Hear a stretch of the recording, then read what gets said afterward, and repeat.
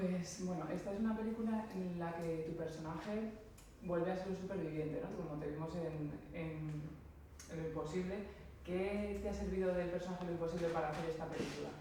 In this film, your character once again, as in The Impossible, is a survivor. What helped you from the experience in The Impossible to shoot this film? I think the most valuable lesson that I learned from that is how to make a movie. I mean, I'd never been in a film before, and Bayona sort of took me under his wing, and so did Naomi, and they taught me what you have to do to make a movie, and that is so valuable. I mean, you need to know that to make movies. So I guess the hardship that we went through to make that film was also a massive help, because this film was also incredibly difficult to make, and because The Impossible was so hard, I think it made this one a little bit easier. Su personaje, en este caso, está un poco o sea, su mentor es el personaje de Chris Hemsworth en la película, ¿no? Un personaje. Entonces, ¿ha sido también personalmente su mentor en esta película? Igual que dice que no me ha sido en la otra. Sí, Chris Hemsworth ha sido su ayuda en esta. Your character in this film has, in the figure of Chris Hemsworth's character, like a mentor, a guide. Has Chris Mentor really been a mentor for you as Naomi Watts was in The Impossible? Chris was awesome, you know. I mean, he's a little too handsome for my liking. But no, he, from the first moment I met him, I knew he was just one of the lads and part of the team. And yeah, I mean, Chris is one of the people that you can go and talk to him whenever. He's never busy, like, he's never too busy to talk to you. And when you're working with people like Chris and Ben and Killian, you just have to watch and learn. You don't have to ask for advice because they're doing what needs to be done. And I mean, since I've been cast as Spider-Man, I've been talking to Chris about that whole process and what to expect and all that sort of stuff. And he's been so great with giving me advice and making sure that I'm happy and stuff, you know.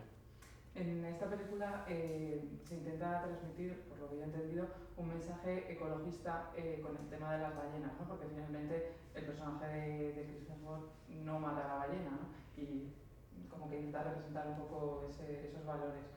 Si está de acuerdo con ellos y cómo cree que la película lo hace. In her opinion, the film also conveys like an environmentally friendly message in the sense that Chris Hemsworth's character decides not to kill the whale. Do you see it this way as well? Yeah, and I think it's important to remember that this is a piece of history that we're depicting here. This is not something that we continue to do, and it's a dreadful way to find oil. And that moment where Chris looks at the whale and he decides not to kill it is quite a beautiful moment in the film, and I think it's because he realizes that the whale is only doing what he would do in order to protect his family. That's why this film, I think, is so great, is because you see these sailors and you want them to prevail, you want them to survive, but then you see the whale and you understand exactly where it's coming from and why it's doing what it's doing. There's no malevolence there. It's just doing what it has to do to protect its family. Y en cuanto, bueno, es una película que aparte de este sentido también es muy de acción, ¿no? ¿Cuál ha sido la escena que más le ha costado hacer a nivel físico? It's also an action film. What was the toughest scene that you had to shoot at a physical level? Probably the storm sequence, you know, the first storm. That was 2 weeks it took us 2 weeks to shoot, and it was in late, like sort of November sort of time in London, about 2 o'clock in the morning. It was freezing, and even when they told us that they'd heated up the water, they didn't.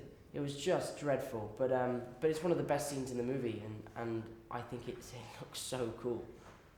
Y por último, que nos cuente un poco cuáles son su papel próximo de Spider-Man, que nos cuente un poco pues, qué piensa sobre su futuro y sobre lo que va a hacer en las próximas películas.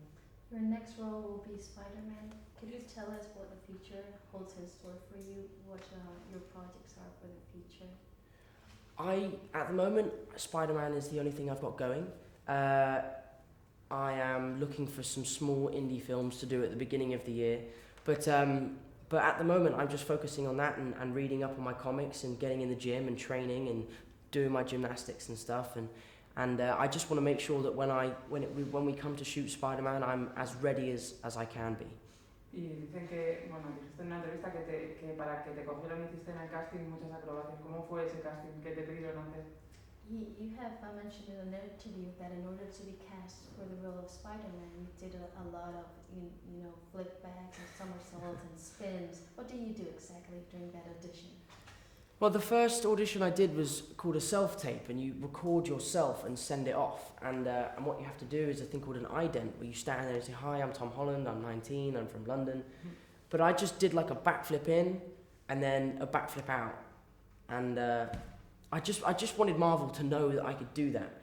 And then at my screen test, we did like a little movement thing, and I just was like, can I just show off a little bit, and just did as many backflips as I could, and it was so much fun. It was so great. Yeah. Thank you.